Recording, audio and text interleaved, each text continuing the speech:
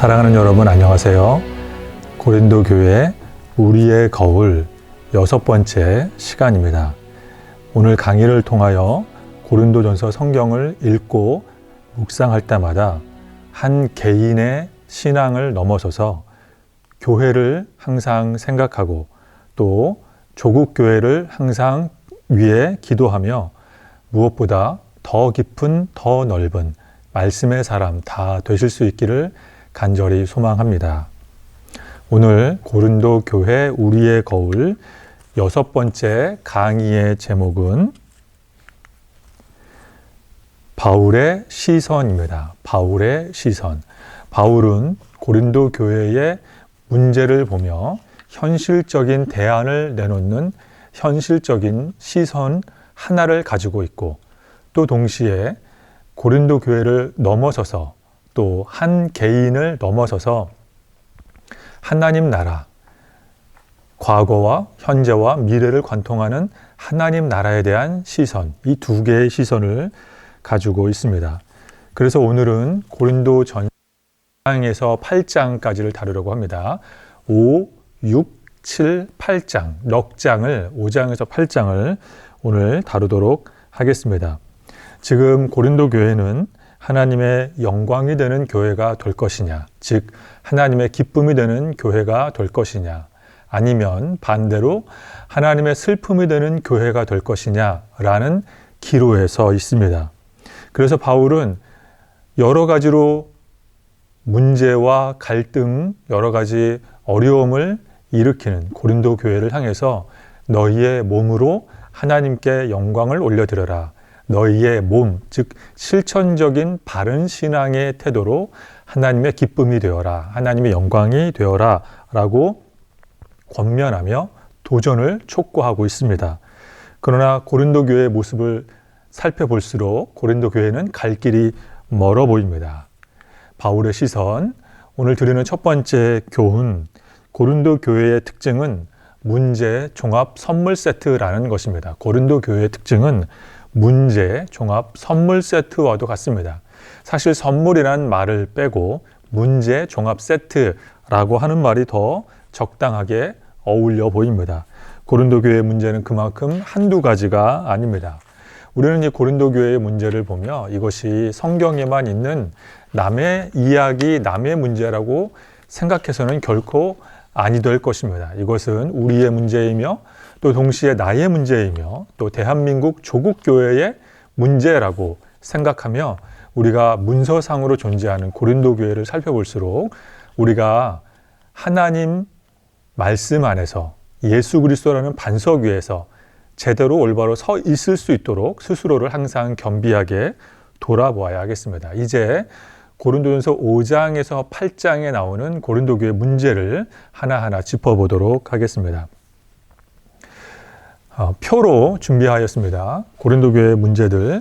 첫 번째 고린도 교회 5장에 보면 음행의 문제가 나옵니다. 그래서 아마도 아버지의 아내, 어린 계모를 아들이 아내로 삼는 이런 폐륜적인 음행 사건이 발생하였습니다. 사실 이것은 교회 밖에 그리스, 헬라 로마 문화에서 있을 법한 행동입니다. 그래서 이 고전 문학, 서양 고전 문학을 공부해 보신 분들은 알겠지만 그리스 신화에 보면 오이디푸스 신화가 있습니다. 오이디푸스 왕이 자신의 어머니인 줄 모르고 알고 보니 자신의 어머니였던 여인과 결혼하여 딸 안티고네를 낳는 그런 일이 있습니다. 그래서 거기서 나온 심리학적 용어 중에 하나로 오이디푸스 콤플렉스라는 말이 있을 정도입니다. 지금은 우리가 그리스 신화를 공부하는 시간이 아니기 때문에 자세한 내용을 생략하겠습니다만 교회 밖에 그리스, 로마 문화에서 있었던 일들, 있을 법한 일들이 안타깝게도 애석하게도 교회 안에도 그와 같은 음행의 문제가 발생하게 된 것입니다. 이것은 바로 지나친 성적 자유주의에 기반을 둔 문제였습니다. 두 번째로 고린도 전서 6장에 보면 이제 법적 다툼 문제가 생겼습니다. 고린도 교회 교인들 사이의 갈등을 이제 교회 밖에 세상 재판장으로 끌고 가서 이 문제를 세상 재판정에서 해결하려고 했습니다. 그런데 이 1세기 당시의 재판 상황을 오늘날의 우리나라의 3권이 분리된 재판 현장과 똑같다라고 생각할 수 없습니다. 배경이 다릅니다. 고린도 사회에서는, 그 당시 헬라 로마 사회에서는 문제가 생기면 재판장으로 나가서 판결을 받을 때 그것을 일종 신들의 재판, 신들의 재판정이라고 불렀습니다. 즉, 그 당시에 정의의 여신, 판결의 여신인 아테네 여신에게 재판관이 이제 문제를 일으킨 두 사람에 대한, 누가 잘하고 못했는지에 대한 잘잘못을 아테네 여신에게 신탁으로 물어봅니다. 그러면 신탁을 받은 이제 재판관이 누가 잘하고 누가 못했는지를 판결을 내리는데, 이 말인 즉슨 교회 안에 생겨난 문제를 이방신 앞에 가져가 이방신의 판결을 받으려고 했다라는 것입니다. 그래서 바울은 하나님을 믿고 성령을 모셔서 하나님의 성전이 된 고린도 교인들 사이에 이 문제를 이방신에게 판결을 받으려고 하는 것은 너무나도 어리석은 것이다 라고 고린도전서에서 말하며, 이것은 일종의 방종주의라고 말할 수 있겠습니다. 이제 세 번째 문제는 고린도전서 7장에 보면 이제 결혼의 문제가 생겨나게 되었습니다. 요즘 나온 신조어 중에 내로남불이라는 말이 있습니다. 이제 오래된 속담은 아니고 요즘 나온 말로서 내가 하면 로맨스, 남이 하면 불륜이다 라는 말이 있습니다. 즉, 내가 하는 것은 인정받을 만하고 정당한 일이지만 남이 하면 범죄이고, 남이 하면 불륜이고, 남이 하면 좋지 않은 것이다. 기준을 나로 삼는 것입니다. 이런 것 역시 고린도 교회의 성도들 간의 부부관계 안에서, 결혼 문제 안에서 발생하게 되었습니다. 그래서 그 당시에 이 고린도 문화의 이 자유분방한 성 문화가 교회 안에도 그대로 유입이 되어서 고린도 교회 안에 결혼한 부부 사이에도 요즘 말로 하면 이런 내로남불이 유행을 했던 것입니다. 그래서 바울은 고린도 교회 교인들 부부 사이에 세상 사람들처럼 부부 간의 신의를 저버리는 행동을 하지 말 것을 경고하며, 부부 간의 신의와 의무를 지켜서 죄악에 노출되지 않도록 신신당부하고 있습니다. 반대로 이 현상에 대한 반대 현상이 또 고린도 교회 안에 생겨났는데, 그것은 금욕주의였습니다. 금욕주의가 뭐냐면 고린도 사회 안에 있었던 그리스 철학에 기반하여 이원론이 있었습니다. 이원론이라고 하는 것은 제가 한두 차례 이미 설명을 드린 적이 있습니다만, 영적이고 하늘에 속한 것은 거룩하고 좋은 것이지만 땅에 속하며 육적인 것은 저속하고 좋지 않은 것으로 생각을 했습니다. 그래서 이 육체는 저속한 것, 육체는 버려야 할 것, 육체는 멀리해야 할 것으로 여겨서 부부간의 사이에서도 이 부부의 관계, 육체적인 관계, 부부의 스킨십, 이런 것들을 멀리하는 경향의 성도들이 교회 안에 생겨난 것입니다. 그래서 바울은 성적으로 문란한 결혼 생활뿐만 아니라 금욕주의에서도 이 두 가지의 태도를 멀리하며 바르고 건강한 성경적인 부부관계를 유지하도록 권면하고 있습니다. 네 번째, 고린도전서 8장에 보면 이제 먹는 문제가 생기게 됩니다. 이 먹는 문제는 한마디로 우상의 제물을 먹을 수 있느냐 없느냐의 문제입니다. 음식 문제로 갈등이 생긴 것입니다. 그래서 어떤 분들은 이런 생각을 할 수도 있습니다. 바울이 왜 이런 사소한 것까지도 간섭을 해야 되는가? 이 먹는 것, 먹거리 문제까지도 사도가 간섭할 문제인가? 라고 생각하실 수도 있습니다. 너무 이 사도 바울이 세밀한 것까지 신경 쓰는 것 아닌가? 그런데 먼저 우리가 알아야 할 것이, 그 당시에 많은 육류 음식들이 우상의 제단 앞에서 제물로 드려진 육류, 고기 음식들이 당시의 시장에 유통이 되었고, 즉 다시 말해 먼저 이방의 제단에서 이방신을 위해 제물로 제사를 드렸던 육류 고기가 제사가 마치면 이제 그 고기가 제단에서 내려와 그 고기가 시장에 유통이 되면 고린도 도시 사람들이 적당한 가격을 지불하고 그 고기를 사와서 이제 식탁에 올려놨다라는 것입니다. 이것은 그대로 교회 안에 사람들이 그대로 답습하여 사람들은 우상의 제물의 고기를 먹기 시작했습니다. 물론 먹는 문제가 아무것도 아닐 수도 있습니다만 오늘날의 먹는 문제는 1세기 당시에 먹는 것과는 약간은 다른 수준의 것입니다. 오늘날에는 먹는 문제라고 하면 우리가 조금 신경 쓴다고 하면 건강과 연관지어서 건강 때문에 먹는 것을 유의하지만 1세기 당시에 먹는다는 것은 그 사람의 신분의 위치에 따라 먹는 음식도 달랐고 또 음식을 먹는다는 그 행위는 먹음으로 인하여서 그것이 그 사람의 영혼과 마음에 영향을 준다고 생각을 했습니다. 단순히 육신의 건강뿐만 아니라 신분을 표현하며 그 사람의 육신과 영혼, 마음에 영향을 주는 것. 음식은 단순한 먹거리가 아니었습니다. 한 사람의 생활 전반에 영향을 미치는, 두루두루 영향을 미치는 요소였습니다. 그런데 1세기 당시에 우상의 제물이 시장에 유통됐을 때 이 통용되는 음식을 아무 문제 없이 사서 먹을 수 있는가라는 이 문제가 고린도 교회 안에 화두가 되었습니다. 즉 이것은 사랑이 없는 태도를 말하는 것입니다. 즉 먹을 수 있는 자유가 있고 먹지 않을 자유가 있습니다. 사실 우상의 이 음식 자체가 문제가 되는 것은 아닌데 이것을 먹음으로 인하여서 신앙의 뿌리가 약하고 신앙이 아직 훈련을 덜 받은 초보 신자들이 교회 안에 리더들이 교회 안에 중직자들이 이런 우상의 제물을 아무 문제 없이 먹을 때 신앙에 연약한 초보자들이 상처를 받고 걸림돌이 된다면 과연 이것을 먹을 수 있는 문제인가라고 바울이 문제 제기를 한 것입니다. 즉 나만 괜찮으면 문제없다라는 태도, 나 중심으로 생각하는, 남에 대해서 생각하지 않는 사랑이 없는 무관심에 대해서 바울이 지금 지적하고 있습니다. 이제 고린도 교회, 우리의 거울, 6강 두 번째 깨달음, 교회의 문제에 대한 바울의 대처를 알아보도록 하겠습니다. 첫 번째는 고린도 교회의 여러 가지 문제를 우리가 살펴보았습니다.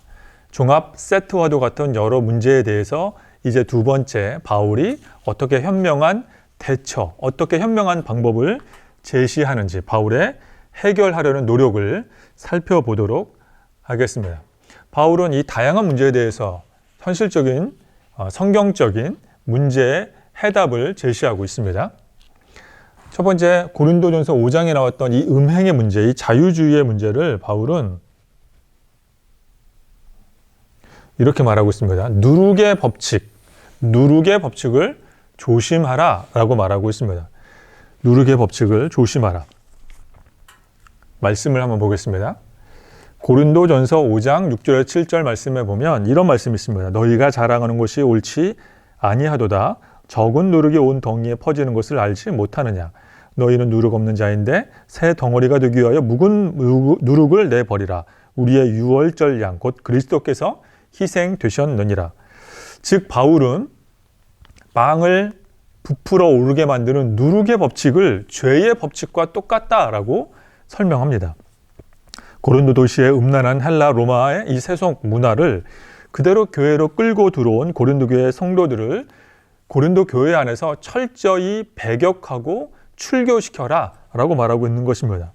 철저히 로마 헬라와의 이 세속 문화에 학습된 이 세상 가치관, 이것이 죄악투성이라고 하는 것을 분별하지 못하는 이 세속화된 로마 고린도 교회 안에 이 성도들을 그들의 유흥과 쾌락지향적 삶의 태도를 지닌 사람들을 그대로 교회 안에 두지 말고 그들을 교회 안에서 철저히 배격하고 그들을 교회 안에서 누룩이 퍼지지 않도록, 죄가 누룩처럼 번지지 않도록 그들을 출교시켜라 라고 바울이 경고하고 있습니다. 그래서 여러분 잘 아는 것처럼 누룩은 빵을 발효시키는 효묘입니다. 누룩이 들어가야 빵이 크게 부풀어 오르게 됩니다. 소량의 누룩은 밀가루에 속에 들어가 밀가루 덩어리를 크게 부풀어 오르는 효과가 있는 것처럼 작은 죄가 한 개인을 망치는 것뿐만 아니라 교회 공동체 전체를 망칠 수 있다라고 바울은 경고하고 있습니다.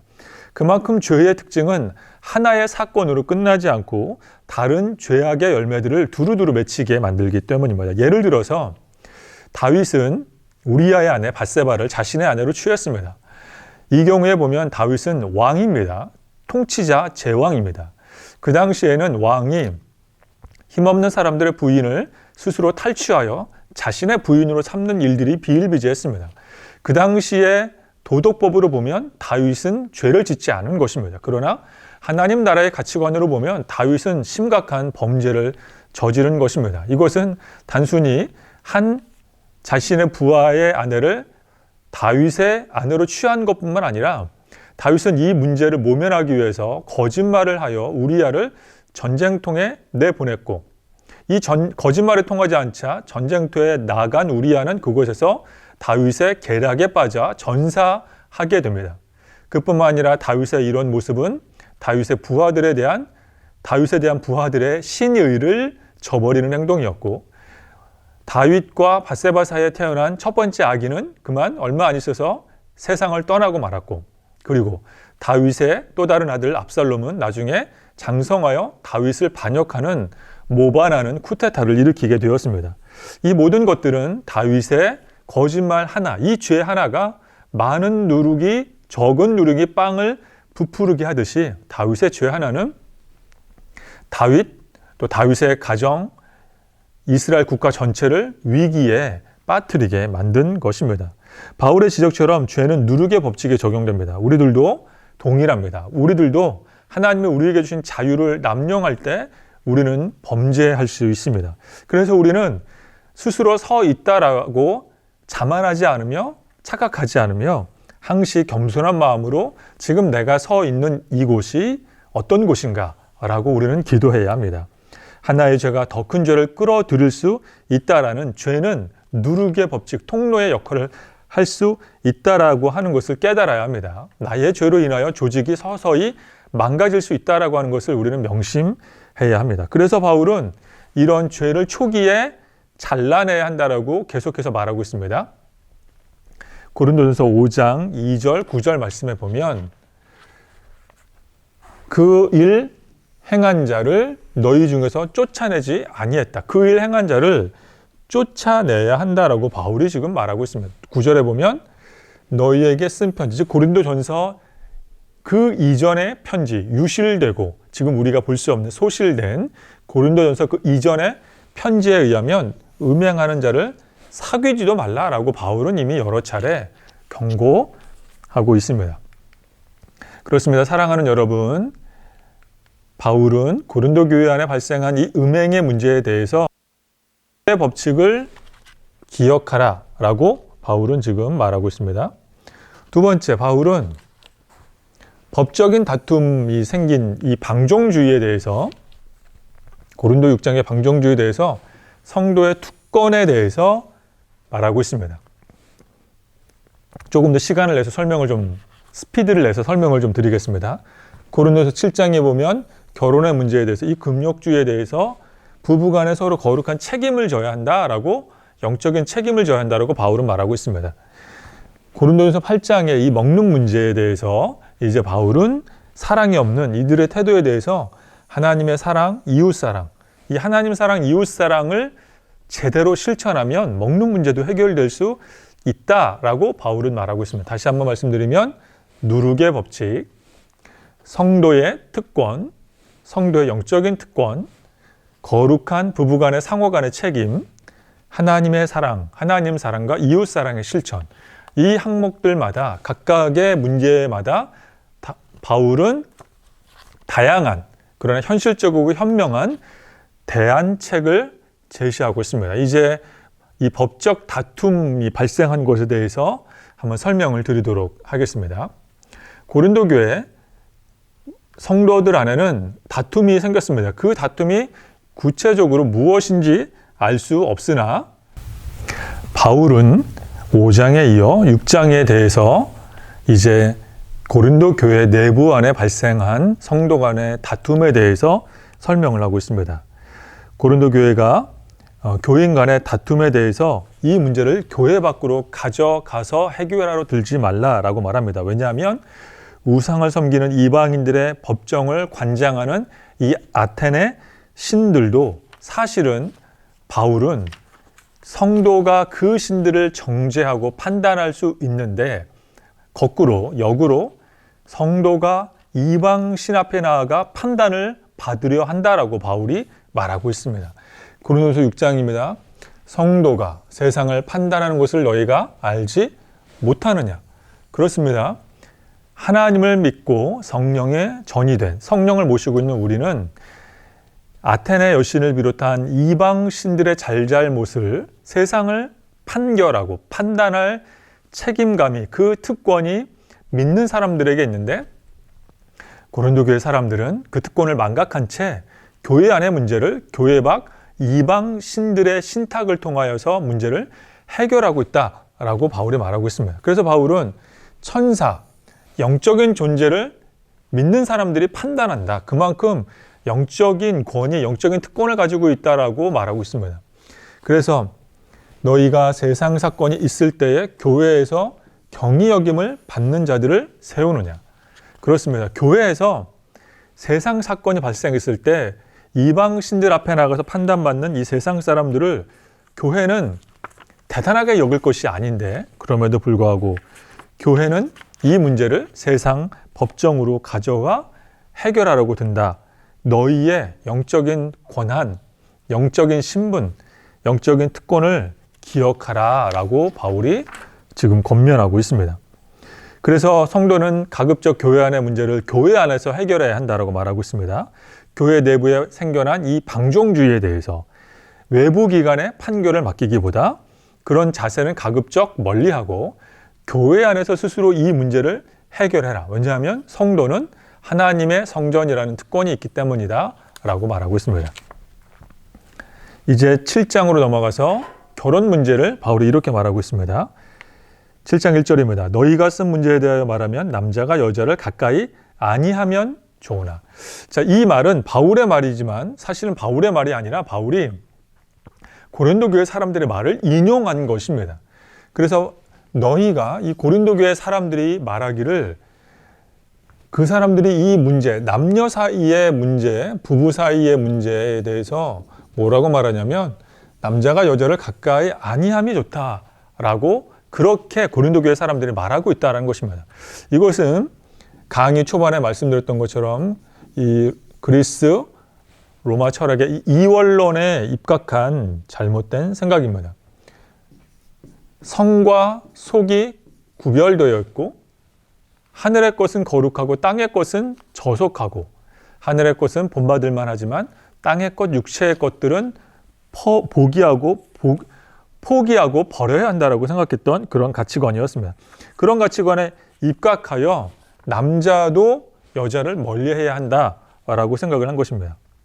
그런데 이런 선입견에 대해서 바울은 이원론에 입각한 정신적인 것은 옳고 육체적인 것은 악하고 멀리해야 한다라고 하는 이런 금욕주의, 반대로 본인의 아내 외에 다른 이성에게 끌리는 이런 성적인 방종, 이런 성적인 문제에 대해서 성경적인 가치관을 바울이 제시하고 있습니다. 바로 부부는 서로 간에 거룩한 책임을 지라라고 말하고 있습니다. 고린도전서 7장 2절 3절입니다. 음행을 피하기 위하여 남자마다 자기 아내를 두고 여자마다 자기 남편을 두라. 그렇습니다. 바울은 그 당시에 고린도 도시 안에 팽배했던 이 음행 때문에라도 남자는 아내를 두고 역시 여자도 남편을 두어야 한다라고 말하고 있습니다. 그 당시에 이원론과는 전혀 다른 입장이며 또 그 당시에 남녀 차별적인 가치관과도 전혀 다른 굉장히 파격적이고 당시의 가치관을 선입견을 쇄신하는 바울의 성경적인 의견입니다. 그래서 바울은 또 3절에서 남편은 그 아내에 대해 의무를 다하라. 남편도 그 아내에 대해서 의무를 다하라. 거룩한 책임감을 지어라. 상호 간에 거룩한 책임감이 있다라고 말하고 있습니다. 그리고 서로 떨어질 틈을 낼 수 있는데 언제? 기도할 틈을 얻기 위해서 서로 각자 따로따로 행동할 수는 있지만 그것 외에는 늘 항상 함께 있어야 한다고 말합니다. 즉 단순히 기도뿐만 아니라 내가 하나님을 섬기고 예배하고 교회를 위해서 봉사하고 사역할 때 그 틈을 제외하고는 부부는 항상 늘 동고동락해야 한다라고 말하고 있습니다. 그래서 바울은 이 외에도 이 고린도 교회 안에 발생하는 여러 가지 성적 범죄를 부추길 수 있는 여러 신분의 성도들의 문제와 고민에 대해서 의견을 계속해서 제시하고 있습니다. 음란한 헬라 로마문의 배경 안에서 바울은 미혼 청년, 미혼 형제 자매들, 그리고 남편을 먼저 사별한 미망인들, 과부들에 대해서도 말하고 있습니다. 또 바울은 할레파와 무할레파의 갈등에 대해서도 문제 제기를 하고 있습니다. 사실 할레파와 무할레파에 대해서는 갈라디아서에 보면 훨씬 더 상세하게 자세하게 나와 있습니다. 할레파, 무할레파에 대한 바울의 이 사상은, 신학은 갈라디아서에 나와 있고, 지금 이제 고린도전서 7장에는 약간의 의견이 이제 기록되어 있습니다. 그래서 바울은 이 부부 사이, 남녀 사이에 거룩한 책임감을 지어라 라고 하는 결론을 맺으며 그 외에 미혼, 청년, 형제자매들, 미망인들, 과부들에 대해서 이렇게 말합니다. 각 사람은 부르심을 받은 그 부르심대로 지내라. 즉 내가 미혼의 부르심을 받았다면 그렇게 살아도 된다. 남편이 먼저 세상을 떠났다면 그냥 그렇게 살아도 된다라고 말하고 있습니다. 누구를 따라서 누구를 본받아? 바울을 본받아. 바울은 평생 독신으로 선교 사역을 감당했기 때문에 바울은 자신을 본받아 독신으로 그렇게 예수님만을 섬기며 살아도 괜찮다라고 말하고 있습니다. 그러나 바울은 오늘날에 이 7포 세대, 5포 세대를 사는 청년들이 결혼할 수 있지만 결혼을 하지 않고, 결혼한 후에도 자녀를 낳을 수 있지만 자녀를 일부러 낳지 않는 그런 세상 속에 살지 않았습니다. 그 당시 1세기 당시의 고린도 사회와 우리나라와는 전혀 다른 배경이기 때문에 바울이 여기서 말하는 미혼은 결혼하지 않겠다라고 하는 것은 오늘날의 청년들이 결혼하지 않겠다라고 말하는 것과는 전혀 다른 문제입니다. 바울은 하나님 나라 영광을 위해서, 선교 사역을 위해서 결혼하지 않겠다라는 것이지, 조건이 되지 않아서, 형편과 조건이 허락하지 않아서 결혼하지 않겠다, 혹은 나의 유익을 위해서, 내 자아 성취를 위해서 결혼하지 않겠다라고 하는 것이 결코 아니라는 점, 우리는 이 두 태도가 서로 다르다라고 하는 것을 구별해야 합니다. 그러면서 동시에 바울은 이렇게 부르심을 받은 그대로, 독신의 부르심을 받은 그대로, 혹은 부부 관계를 맺는 그 부르심을 받은 그대로 살아갈 때 그것이 마치 어떤 하나님의 음성을 들은 절대 기준은 아닐 수도 있다라고 바울은 말하고 있습니다. 그래서 바울은 이것이 일종의 추가 사항이다라고 말합니다. 이렇게 말합니다. 6절에서 이것은 허락이요 명령은 아니다라고 말하고 있습니다. 그래서 바울은 모든 사람이 나와 같기를, 독신으로 하나님의 영광을 위해서, 하나님의 기쁨 되기 위해서 결혼마저 포기하는 것을 권장하지만, 그러나 바울은 이 사람은 그럴 수도 있고 저 사람은 아닐 수도 있다라고 하는 일종의 뒷문을 열어놓고 있습니다. 지금 말하는 바울의 이 이야기는, 이 주장은 절대적인 순종해야 하는 사항이 아니라 우리가 각자의 상황에 따라서 하나님의 기쁨, 하나님을 섬기기 위해서 선택하는 일종의 추가 사항이다라고 바울이 말하고 있습니다. 그래서 바울이 고린도전서 7장 32절에서 이렇게 말합니다. 장가가지 않는 자는 주의 일을 염려하여 어찌하여 주를 기쁘시게 할까 하되, 즉 미혼인 형제 자매들, 미혼인 청년 형제 자매들은 결혼하기 전이기 때문에 주를 기쁘시게 하는 것이 우선순위가 되나, 이제 결혼한 신랑과 신부는 잠시 주님 대신에 신랑과 신부를 어떻게 기쁘게 할까라는 우선순위가 바뀔 수 있다라고 바울은 이야기하고 있습니다. 그래서 바울은 나와 같이 독신으로 하나님을 섬기는 것이 바람직하나, 그러나 이것은 일종의 선택사항이지 권고사항이지 100% 기준이다라고 말할 수는 없다라고 말하고 있습니다. 또한 바울은 이뿐만 아니라 할례와 무할례에 대해서도 말하고 있습니다. 그래서 할례와 무할례, 할례는 유대주의자들을 추종을 하고 무할례는 유대주의자가 아닌 이방인들이 추구하는 이 상황인데, 할례든 무할례든 그것이 중요한 것이 아니다라고 또 역시 바울이 말하며 이 할례주의와 무할례주의에 대해서는 자세한 것은 바울이 이제 갈라디아서에서 말하고 있습니다. 다시 정리하면 바울은 부부 사이에 대한 고린도 교회의 금욕주의를 반대하며 모든 것이 하나님의 영광, 하나님의 기쁨이 되기 위한 선택을 해야 한다라고 말하고 있습니다. 이제 마지막 네 번째 먹거리의 문제입니다. 고린도전서 8장 1절 말씀입니다. 우상의 제물에 대하여는 우리가 다 지식이 있는 줄을 아나. 바울은 우상의 제물에 대한 지식이 있다라고 말하고 있습니다. 즉 이 지식은 무엇이냐면 우상의 제물은 사실 먹어도 그만, 안 먹어도 그만이라는 지식이 있습니다. 또 이 지식에 대한 자유가 있다는 것을 바울은 알고 있습니다. 그러나 이 지식은 교만하게 될 수 있으며 또 이 지식보다 더 나은 것은 사랑이다. 즉 신앙이 연약한 사람들을 배려하는 사랑이 훨씬 더 지식보다 좋은 것이다 라고 바울이 지금 설명하고 있습니다. 그래서 바울은 이 먹는 문제에 대해서 이런 의견을 제시하고 있습니다. 하나님을 사랑하면 그 사람은 하나님도 알아주시느니라. 그래서 하나님을 사랑하는 사람은 이 음식 문제마저도 하나님 사랑과 이웃 사랑 때문에 조심하며 겸손할 수 있다라고 바울은 지금 말하고 있습니다. 바울은 교회 안에 먹거리 문제에 대해서 두 가지 해결책을 제시합니다. 하나님 사랑, 이웃 사랑입니다. 이 큰 틀 아래서 하나님을 사랑하면 이웃을 사랑하게 되고 이웃을 사랑하게 되면 먹거리 문제에서도 먹는 문제에 대한 지식 때문에 교만해지지 않고 자유를 함부로 활용하지 않을 수 있다라고 말을 하고 있습니다.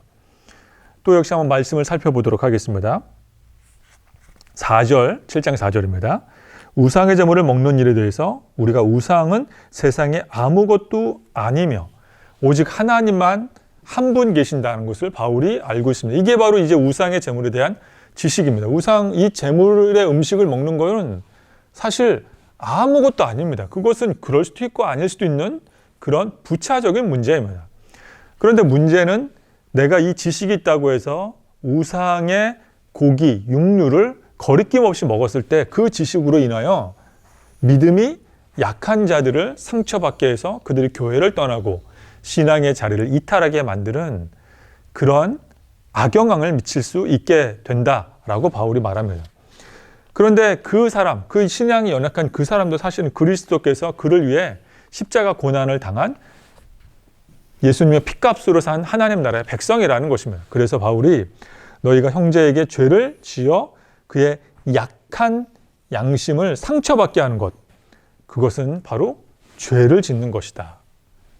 지식이 교만해져서 죄를 낳을 수 있다라고 바울이 말하고 있습니다.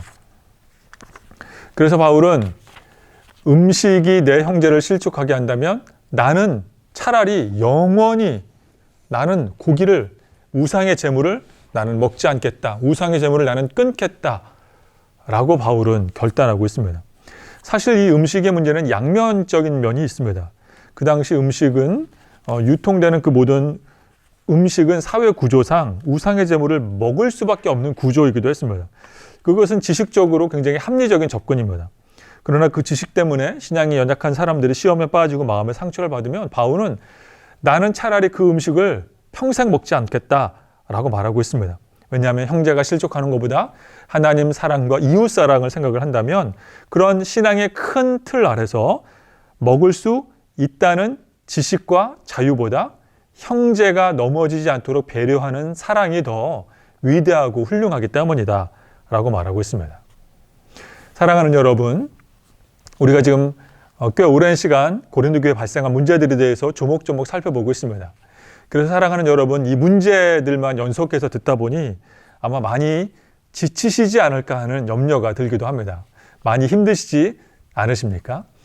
저 역시 이런 문제 종합 세트와도 같은 고린도 교회 문제를 하나하나 들춰내어 짚고 넘어갈 때마다 사실은 쉽지가 않습니다. 은혜로운 얘기, 즐거운 이야기를 여러분들에게 소개해 드리고 싶은데 이 문제만을 다루다 보니 역시 저도 마음이 불편하기는 매 한 가지입니다. 그러나 곰곰이 더 생각을 해보면 이 고린도 교회의 문제를 현실 앞에 마주한 바울의 심정은 어떠했을까? 바울은 참 어려웠겠다. 바울은 참 쉽지 않았겠다. 바울은 절망에 빠지지 않았을까 하는 상상도 해보게 됩니다. 이제 고린도 교회 우리의 거울 6강 바울의 시선 마지막 세 번째 교훈입니다. 문제를 발생하는 고린도 교회를 놓고 보며 바울은 두 개의 시선을 보여주고 있습니다. 바울에게는 두 개의 시선을 보여주고 있습니다. 바울은 고린도 교회 문제에 대해서 지혜롭고 현명한 현실적인 대안을 내놓는 현실적인 시선과 동시에 문제보다 더 뛰어난 한 개인의 한계를 뛰어넘는 고린도 교회를 초월한 과거, 현재, 미래를 초월한 하나님 나라에 대한 시선을 바울이 보여주고 있습니다. 그래서 바울은 말씀해 보면 중요한 공평과 정의의 하나님 나라에 대해서 수차례 여러 번 말하고 있는 것을 보게 됩니다. 그래서 우리는 이 고린도전서뿐만 아니라 이 바울 서신서, 로마서, 갈라디아서, 에베소서 여러 바울 서신서를 묵상하면 이 바울의 인물이 참으로 복잡하구나, 입체적이고 카멜레온처럼 하나의 그림으로 파악하기가 쉽지 않구나 라고 하는 것을 알게 됩니다. 왜냐하면 예를 들어서 이 바울이 얼마나 복합적인 인물이고 바울의 신앙이 얼마나 이 굉장히 어렵고 굉장히 이게 복합적이고 복잡한지 알게 되는 대표적인 단어가 있습니다. 고린도 전서 2장에 나온 지혜라는 단어입니다. 이미 제가 한번 설명드린 적이 있습니다만 바울은 고린도전서 2장에 보면 하나님을 전할 때 지혜로 하지 않았다라고 바울은 말하고 있습니다. 나는 지혜의 아름다운 곳으로 하나님의 복음을 전하지 않았다. 그런데 7절에 가면 2장 7절에 가면 나는 이제 하나님의 지혜를 말하겠다라고 말하고 있습니다. 그래서 바울이 마치 앞뒤가 다른 것처럼 말하고 있습니다. 그뿐만이 아니라 고린도전서 9장에 가면 고린도전서 9장에서 이렇게 말하고 있습니다. 다른 사람들은 내가 사도가 아닐지 몰라도 너희 고린도 사람들은 나를 사도라고 너희들이 먼저 인정해 주었다 라고 바울이 말합니다. 그러면서 바울은 1장에서도 나는 사도로 부르심을 받았다 라고 바울이 말합니다. 바울은 나는 사도로 부르심을 받은 것을 알고 있고 그것을 고린도 교회 너희들은 더 잘 알고 있다라고 말하지만, 그런데 바울은 고린도전서 15장에 가면 나는 사도 중에 가장 작은 자라 나는 사도라 칭함 받기를 감당하지 못하겠다. 나는 사도라고 말할 수 없다라고 말하는 겁니다. 나는 사도이다. 너희들도 내가 사도라는 것을 알고 있다. 그런데 바울은 갑자기 뒷부분에 가서 나는 사도라고 말할 수 없다. 자격이 없다라고 말하는 것입니다.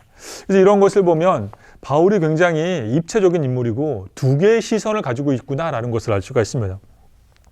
그러나 사랑하는 여러분, 저와 같이 고린도전서 공부를 하면 할수록 바울이 이렇게 이야기하는 것은 마치 바울이 일구이연하는 사람이 아니라는 것을 아마 이미 감을 잡으셨을 것입니다. 바울이 하나의 문제를 놓고 양면적인 시선을 가지고 있는 것, 하나의 단어를 놓고 두 가지의 입장을 가지고 있는 이유는 바로 바울이 두 개의 시선을 가지고 있는 사람이기 때문입니다. 바울은 일구이연하는 사람, 앞뒤가 다른 사람이 아니라 두 개의 세상을 바라보는 바울이었기 때문입니다. 다시 말해 바울은 현실 세상과 하나님 나라 세상을 동시에 바라보는 사람이었습니다. 바울의 한쪽 시선은 고린도 교회의 현실적인 문제를 바라보고 있었고, 그래서 자신에게 반기를 들은 고린도 교회를 바라보며 현실적인 문제를, 현실적인 대안을 찾아냈었고, 다른 한쪽 시선은 영원한 하나님 나라를 바라보고 있었던 것입니다.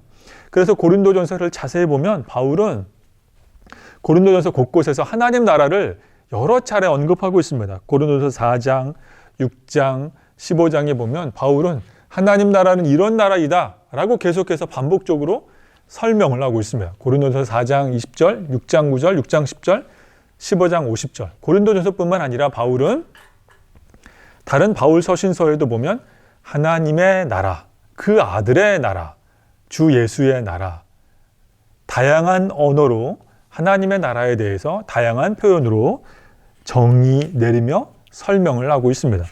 바울이 이렇게 현실의 시선과 하나님 나라의 시선, 이 두 개를 가질 수 있었던 비결은, 그 비결은 바로 예수 그리스도의 부활 사건 때문입니다.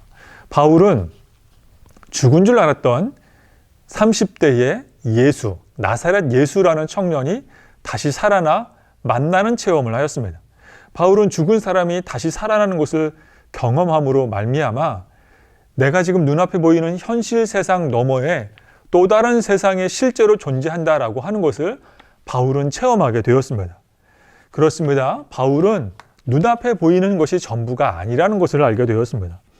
바울은 부활하신 예수님을 만나는 이 사건, 이 체험 때문에 바울은 현실 세상과 또 하나님 나라를 바라보는 두 개의 관점을 갖는 사도가 된 것입니다.